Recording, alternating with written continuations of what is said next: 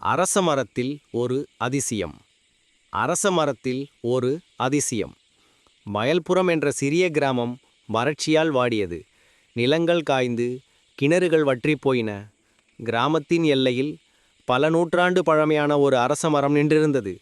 அந்த மரத்தை மீனாட்சி பாட்டி என்ற மூதாட்டி தினமும் பூவும் நீரும் ஊற்றி வணங்குவார். இந்த மரத்தில் ஒரு வனதேவதை குடியிருக்கிறாள். அவள் நம் கிராமத்தை காப்பாற்றுவாள் என்று பாட்டி நம்பினார். ஆனால் கிராமத்து இளைஞர்கள் பாட்டியை பார்த்து கேலி செய்தனர். பாட்டி, வெறும் மரத்தை வணங்கி மழை வருமா? இவ்வளவு வறட்சியில் இந்த மரம் எப்படி நிற்கும் என்று பாருங்கள் என்று கிண்டல் செய்தனர். பாட்டியோ சிரித்து கொண்டே நம்பிக்கை ஒருபோதும் பொய்க்காது என்று கூறினார். பேராசையின் ஆதிக்கம். அந்த கிராமத்தில் நல்ல சிவம் என்ற ஒரு பணக்காரர் இருந்தார். அவர் அந்த அரச மரத்தை வெட்டிவிட்டு அங்கே ஒரு தொழிற்சாலை கட்ட திட்டமிட்டார்.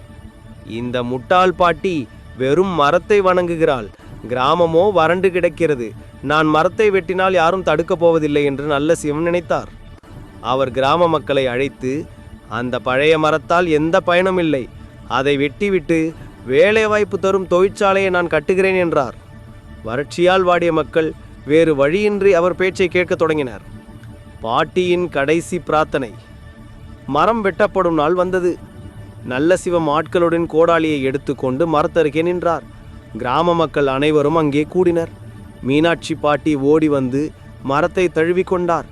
கண்ணீருடன் மரத்தின் அடியில் அமர்ந்து கைகளை ஏந்தி, வனதேவதையே, என் நம்பிக்கை பொய்த்து போகாமல் கிராமத்தை காப்பாற்று, நான் உன்னை நம்பினேன் என்று மனமுருகி பிரார்த்தனை செய்தார். நல்ல சிவம் பாட்டியை அலட்சியம் செய்துவிட்டு, தள்ளிப்போ பாட்டி, உன் சாமியை வர சொல்லு பார்ப்போம் என்று சத்தமிட்டார்.